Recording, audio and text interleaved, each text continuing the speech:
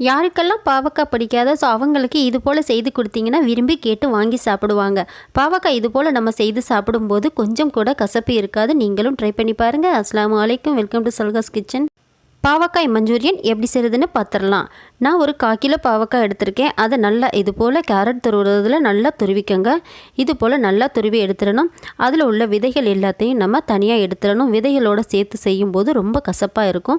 So விதைகளை எடுத்துட்டால் நமக்கு கசப்பு கொஞ்சம் கூட இருக்காது.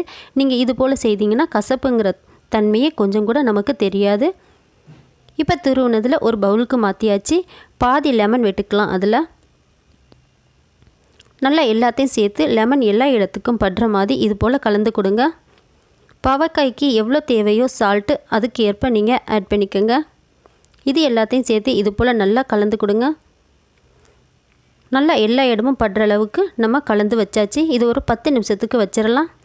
இப்போ அதிலேயே 2 டேபிள் ஸ்பூன் கடலை மாவு போட்டு நல்லா மிக்ஸ் பண்ணி விடுங்க. எல்லா இடத்துக்கும் படுற மாதிரி.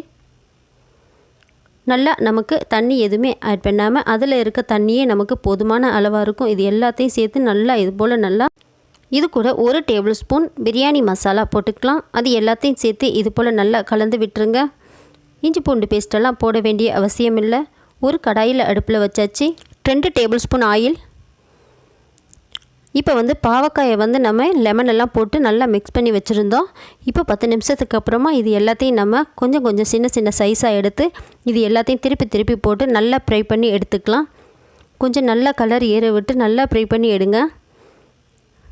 பாவக்காய் மஞ்சூரியன் இது வரைக்கும் நீங்கள் சாப்பிட்ருக்கவே மாட்டீங்க. செய்து பாருங்கள். இப்போ அதே ஆயிலில் 1/4 டீஸ்பூன் கடுகு ஜீரகம், கருவேப்பிலை கொஞ்சமாக, ஒரு பெரிய வெங்காயத்தை கட் பண்ணி போட்டிருக்கேன். 2 பச்சை மிளகாவை லைட்டாக கீறிட்டு போடுங்க. இது எல்லாத்தையும் சேர்த்து நல்லா இது போல் கிண்டி கொடுங்க. இப்போ தக்காளி 1 பெரிய தக்காளி எடுத்து கட் பண்ணி போட்டிருக்கேன். உங்கள்கிட்ட சோயா சாஸ் இருந்துச்சுன்னா தக்காளி போட வேண்டிய அவசியம் இல்லை. தேவைக்கேற்ப சால்ட்டு போட்டுக்கலாம்.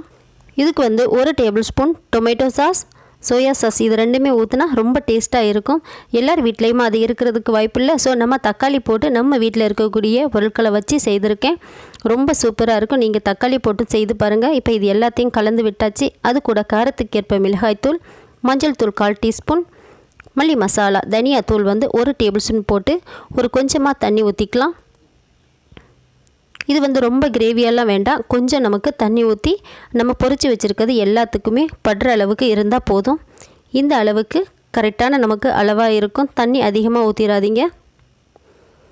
இப்போ நம்ம பொரிச்சு வச்சுருக்கக்கூடிய பாவக்காயை இதில் சேர்த்துக்கலாம். சேர்த்து எல்லா இடத்துக்கும் மசாலா படுற அளவுக்கு நல்லா சிம்லேயே வச்சு நல்லா கிண்டி விடுங்க. இது போல் பெரட்டி விடுங்க. அதை உடச்சிடாமல் பெரட்டி விடுங்க.